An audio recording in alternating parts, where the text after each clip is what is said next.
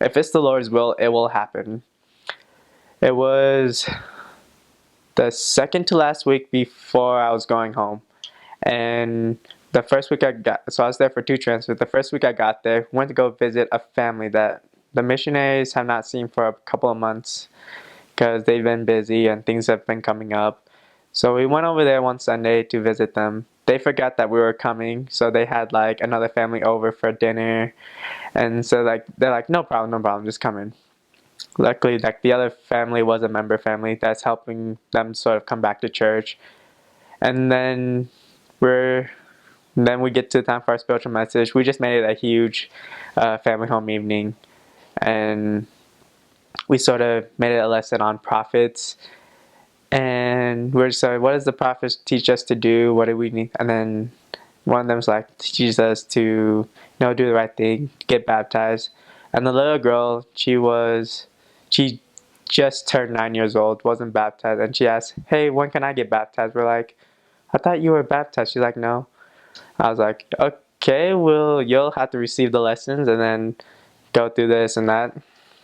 So the next couple of months we were teaching her, and closer and closer we got to her baptism, more and more problems started coming up in the family. And I think that like the parents were arguing a lot, and I remember I was just like, because the dad wasn't a member, so we're like, are we gonna get his permission? So my companion and I, we prayed and we fasted, and when the time for the interview came, the dad accepted and said that yes, she could be baptized. But then the day of the baptism came, and we were filling up and then we had a couple of elders, another companionship go and start filling up the tank in one of the neighboring cities because the church was under construction at the time.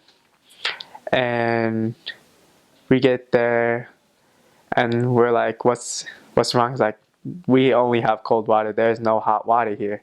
And I was like, are you serious? And then we thought back, and she's like, I think that was the first thing she asked. She's like, can I get baptized in cold water? I was like, okay, but I'm not sure. I didn't know. But then when the parents got there, when the dad got there, and he asked about the water, he's like, is the water warm? He's like, it's cold. He's like, it's cold. And then he just started going, he's like, no, this is not going to happen. My little girl is not going to get baptized in cold water. You can forget about it. And at that point, I was like, everyone's here. What can we do at this point? So we had all the members get whatever pots and pans they could get, start heating it up.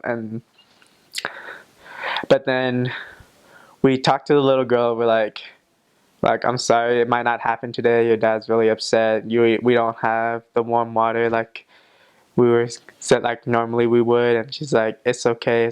And then she talked to her dad, and then when she told her dad that she actually wanted to do it in cold water, her dad looked at her like she was crazy. But then eventually he was like, okay, if you want to do it, you can do it. And at that point, I felt like a huge burden was just lifted off the shoulders of me and my companion and I. And it was just like that moment, I was just like, you know what? If it was meant to happen, it was going to happen. There's nothing that can stop the Lord's work.